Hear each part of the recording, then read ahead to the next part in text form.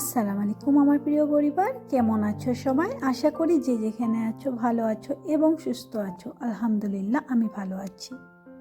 তো আজকে হচ্ছে শুক্রবার, আর আজকের ব্লগটা সকাল থেকে শুরু করেছি। তোমরা তো দেখেই বুঝতে পারছো এত কুয়াশা।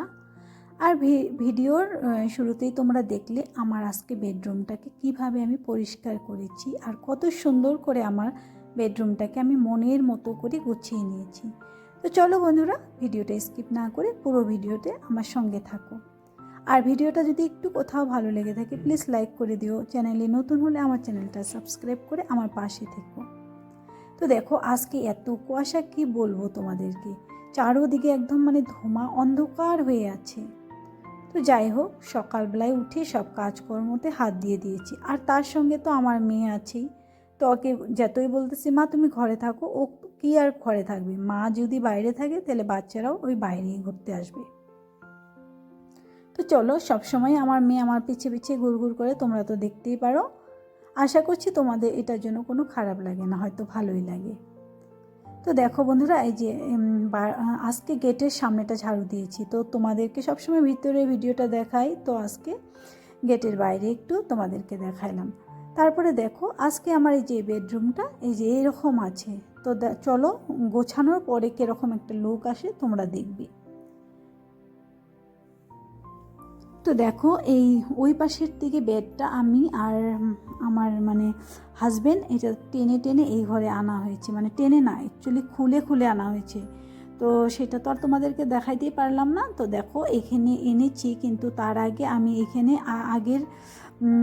আগের খাটটা ছিল, তো ওই আগের খাটের নিচে অনেক নোংরা পড়ে আছে। সেই জন্য আমি দেখো ঘর মোছা একটা কি যেন বলে আর কি, ক্লিনারগুলো, ওই ক্লিনারগুলো দিয়ে পরিষ্কার করে নিলাম। তারপরে দেখো তোমাদের দাদাভাই বেডটাকে ভালো করে কি করে দিচ্ছে। আর এই পাশে দেখো আমি পর্দাগুলো টানিয়ে দিলাম।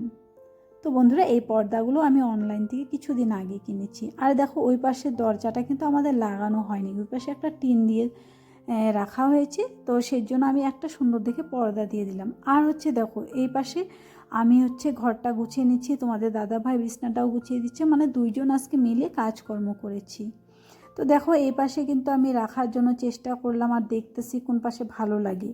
তারপরে কিন্তু এই পাশে আর রাখলাম না, আমি এখান থেকে সরিয়ে নিয়ে গিয়েছি, কারণ এখানে একটুকু মানাচ্ছে না সেই জন্য। তো চলো, এই দেখো এখন এই পাশে নিয়ে আসবো, সেই জন্য এই পাশটাও আগে ভালো করে পরিষ্কার করে নিচ্ছি। আর দেখো এই পাশে জানলাটা না খুলে দিয়েছি, বেশ সুন্দর হাওয়া আসতেছে, আর আলো আসতেছে। কিন্তু এখন তো আর হাওয়ার দরকার নেই, গরম দিনে খুবই কামে হবে। তো চলো, এই দেখো বিছনাটা কিন্তু করা হয়ে গেছে আমার। তো বিছনাটা আমি একদম সুন্দর করে টান টান করে পেতে নিলাম। তারপরে দেখো এই পাশে তোমাদের দাদাভাইয়ের সঙ্গে এই খাটটাকে আমি ধরে ধরে এই ঘরে নিয়ে আসলাম। তো এই ঘরে নিয়ে এসে একদম সেট করে বসিয়ে দিয়েছি। তো এখন এই পাশে দুইটা জানলা খুলে দিয়েছি, বেশ সুন্দর লাগতেছে। তো চলো আমার ফাইনাল লুকটা তোমরা দেখে নাও, আমার ঘরের ফাইনাল লুকটা।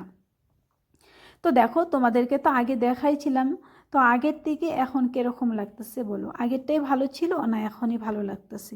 তো এই যে করোনাতে একটা র্যাক বসিয়ে দিয়েছি, তারপরে একটা এখানে ফুলের টব বসিয়ে দিয়েছি, যেটা ন্যাচারাল অরিজিনাল আর কি গাছ।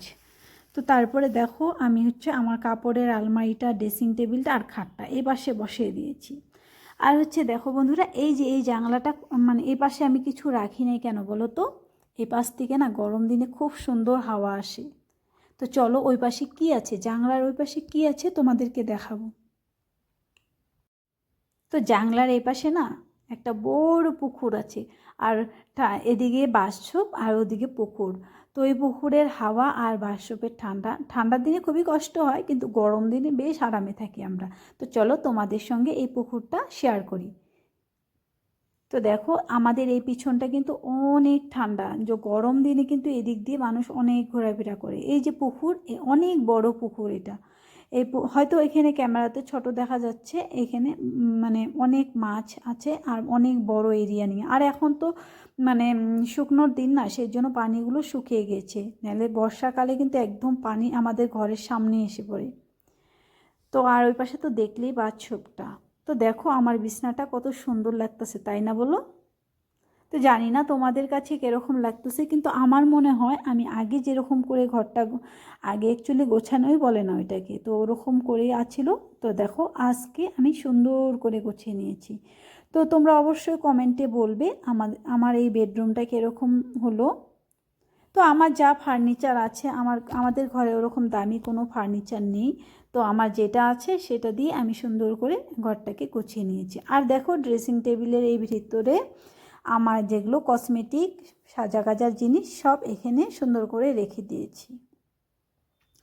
অ্যাকচুয়ালি আমার মেয়ে এত দুষ্টামি করে না, সেই জন্য আমি ড্রেসিং টেবিলের ভিতরেই রাখতে পারি।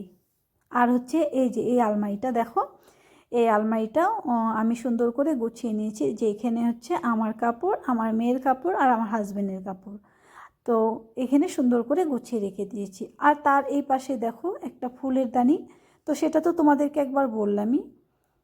তো দেখো এটা কিন্তু ন্যাচারাল, কি সুন্দর লাগতেছে না বলো, ঘরের ভিতরে রেখে দিয়েছি। লোক দেখলে না আসলে এটা বুঝতেই পারে না, ভাবে কি প্লাস্টিকের, আসলে প্লাস্টিকের না।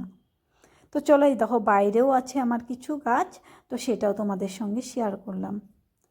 তো আশা করছি আজকের আমার এই ভিডিওটা তোমাদের ভালো লেগেছে। আর বন্ধুরা যদি ভালো লেগে থাকে প্লিজ লাইক করে দিও, চ্যানেলে নতুন হলে আমার চ্যানেলটাকে সাবস্ক্রাইব করে আমার পাশে থেকো। তো গাছে বেশ চন্দ্রমল্লিকা ফুটেছে, তোমাদেরকেও দেখাইলাম। আর হচ্ছে এই যে পুদিনা গাছ, আর এই যে আমি না একই গাছ অনেক কয়েক জায়গায় লাগিয়ে রাখছি।